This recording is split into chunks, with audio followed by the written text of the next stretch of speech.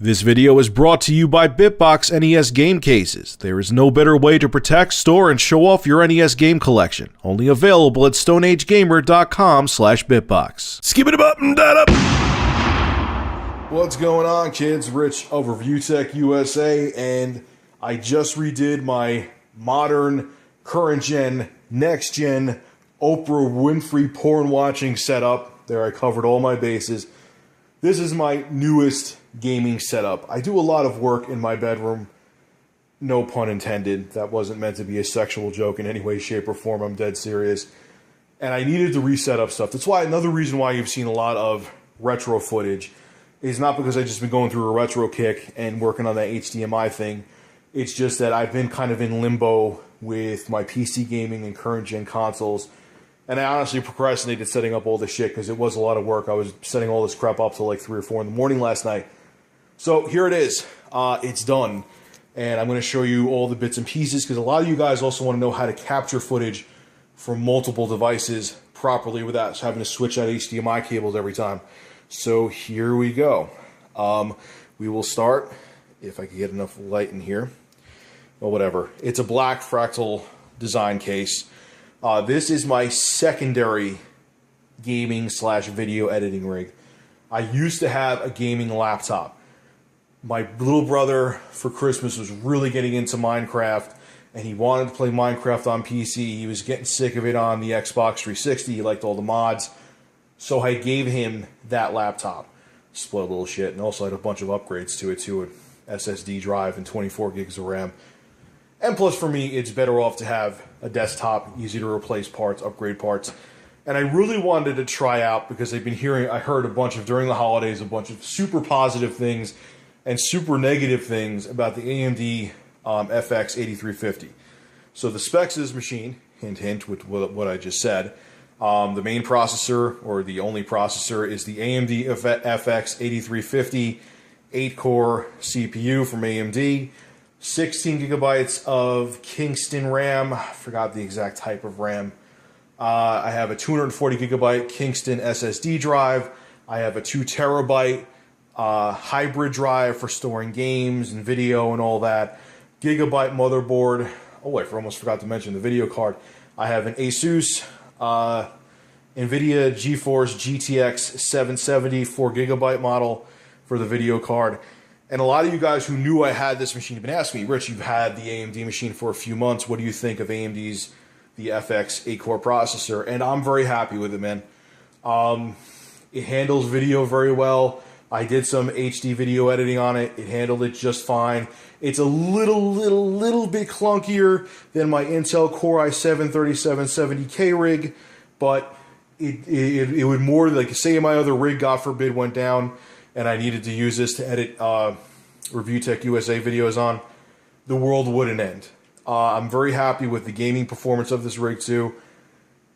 I think a lot of people with the 8-core AMD processor were expecting it to be a huge leap over Intel's quad-core i5, i7 processors. It isn't. It's actually either on the same level as some of the i5 stuff and a little bit behind the i7. But for the price range, I think it's a great processor. It's been rock solid. I have this machine on like 24 hours a day, even when I'm not here, and it's been super stable. It does run warm, though. As a matter of fact, if I put my fat hand behind here now, even when it's not doing too much, you feel a little bit of heat. I'm probably going to get a couple fans to put up on top of here this week, but I love this machine. It's rock solid. It's a gaming beast. It does everything I needed to do. I'm still happy with AMD. I like Intel too. I have an Intel rig too that has a GTX 780, 16 gigabytes of RAM in it as well. This one's awesome though. That's pretty much all I could say. If you're thinking about saving a couple bucks and you were curious about how the AMD FX 8350 runs, I think it runs great. There you go. So, how do I have internet going to all these different consoles on my PC? Well, I have wired internet coming from my router in my apartment going into this, who makes this switch? TP-Link 4-port Ethernet switch. And everything, including the Wii U, I'll cut to a picture now, is running on wired internet. So my internet in this room is super stable, super fast. I have 50 megabits down average. So you get about, actually, that's 60 megabits per second download 20 megabits per second, sometimes 30 upload. So I have super fast internet in here and everything, including the Wii U, because I'll have a cutaway now because I took a picture before I plugged it in. I have it's a USB to Ethernet adapter. It's not made by Nintendo. You could get it off of Amazon super cheap, especially if you have a Prime account, it'll be even cheaper. So you could hook up wired internet to your Wii U. So the Wii U runs super fast with it. So that is the Switch, and everything is running wired has wired internet, I mean to say. So moving on, this is my ginormous TV. This is a 50-inch Sharp.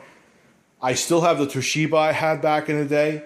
That, when I start doing news stories again live, which is coming back, I'm really just waiting for YouTube to flip that switch where if you have gameplay footage, they may take days to review your video.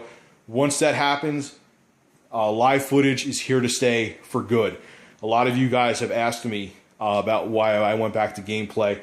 It's just more flexible and more convenient. But once YouTube switches their policies with reviewing videos, the live stuff comes back. But anyway, so this is a Sharp 50-inch TV. It's not a smart TV. I got a smart TV, a Samsung. I wasn't thrilled with the smart TV stuff. And no offense, you want to make your TV smart, excuse me? You buy a computer. Or not everyone can do that. There is very valid reasons to have a smart TV, but me, I'm a nerd with a desktop computer in my bedroom, okay? You can't get much smarter than hooking up your TV via HDMI to a desktop gaming rig. So I brought that one back. This TV was actually 8 inches bigger than that Samsung Smart TV, and it was $100 cheaper. And honestly, the picture on this one is just as good, maybe a little bit better than the Samsung. It's a Sharp. I love this TV. I think it went back up to $700, which isn't a super good deal, but I got it on sale for $550. If you could find it for that price, run screaming to get this TV. It is fantastic, and the picture quality on it is excellent. So, moving on. Now, below here, I have the Xbox One. Just because with the Kinect Spy NSA camera, I'm kidding, relax. It's just easier to have it in the center console. It's not that I favor this or, dry hump it while you guys aren't looking. It's just easier to have it here, just how it works. There's my Xbox One. Again, everything's hooked up to wired internet. A lot of you guys, I'll talk about the HDMI switch and how I have it hooked up to the capture card in a second. So this monster, you're like, Rich, what the hell is that printer?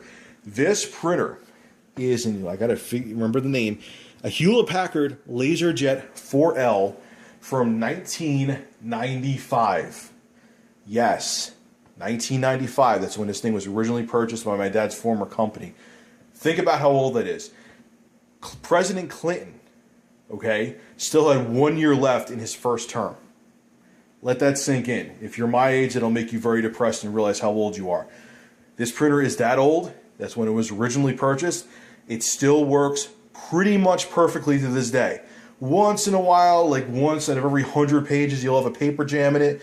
But I still rather take this thing over any inkjet.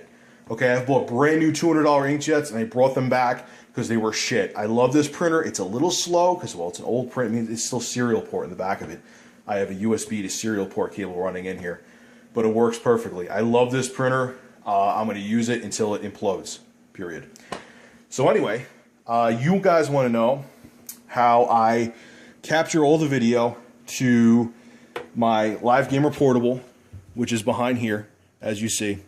It's nice and blue, lit up right now. I have everything hooked up to this one switch. It's a Kenovo switch. You could also find this on Amazon. It's about $40. It's not a cheap switch, but you know what? I bought so many of these damn switches, okay, and they're all shit. Here's my review of this switch. There, excellent review. They suck. They don't work right. The buttons jam up on those cheap switches. They're garbage. Spend the extra money. Don't go to Best Buy, though, because they'll rip you off. You'll have, like, for the same kind of switch in this quality range, you'll spend $70 there. You could go on Amazon, spend $40. It's worth it. This is compatible with all capture cards or virtually all capture cards, whereas this one gave my capture cards issues. All right, so I have all the consoles. I'll explain how this is working. I have all the consoles going into all the inputs back here. So I have computer. This is the Wii U, computer, PS4, Xbox One.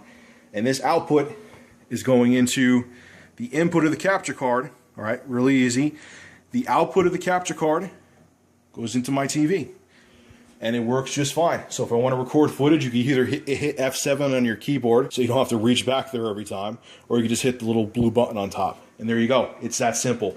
So I never have to worry about swapping out a whole bunch of HDMI cords every time I want to record a different console. I just have to hit the button in front here, switch to a different input on the HDMI capture card, and that's it. It's that simple. It's really that, and it comes with a remote too. And the remote works really good. It's 40 bucks. If you don't have an Amazon Prime account, it may be more expensive. I do, but there you go. All right, let me sit down here for a second. Here is where my PS4 and Xbox One is. I built this table last night, and there is the PS4. This is a right angle USB cord, so I really recommend getting one of those. Doesn't matter which one it is. This is a right angle USB 3.0. You don't really have to get that because mostly you're just doing it in the front, is just charging your controllers anyway. But the nice thing about this is that if you ever hit here, I mean, I wish I had one that was a little more flush, but if you ever hit, there's not as much leverage, so the chances of you damaging your USB port are much slimmer. Next to it is the HDMI to DVI box, which reconverts it back into HDMI and strips the HDCP. I don't recommend getting one of these anymore if you get a PS4, because with the 1.70 update, they're actually letting you record gameplay footage, and you won't need that box anymore. So in like a month or so, that's going to become obsolete, which I'm happy. It's a bunch of extra friggin' cords I don't need. And here is my Zelda Wind Waker Wii U. It's a Wii U, and it's Zelda Wind Waker, and yeah, that's it. And I built this, I think I said it already, but I built this cabinet thingy last night. And yes, there's a lot of cords, but you know what? For me to do cable management on this, I'd have to get different length cords and flip a whole bunch of shit around. Nothing's tangled, everything works. I'm leaving it be. I'll live with this. It's not that bad. Maybe I'll do a little bit over here, but not that much because it's a pain in the ass, man. So there you go, guys. This is my current gen, next gen, modern PC gaming, Oprah Winfrey porn watching setup. And it's fun, it's good for work, and good for play at the same time. Now, excuse me, boys, Oprah's beckoning. Oh yeah.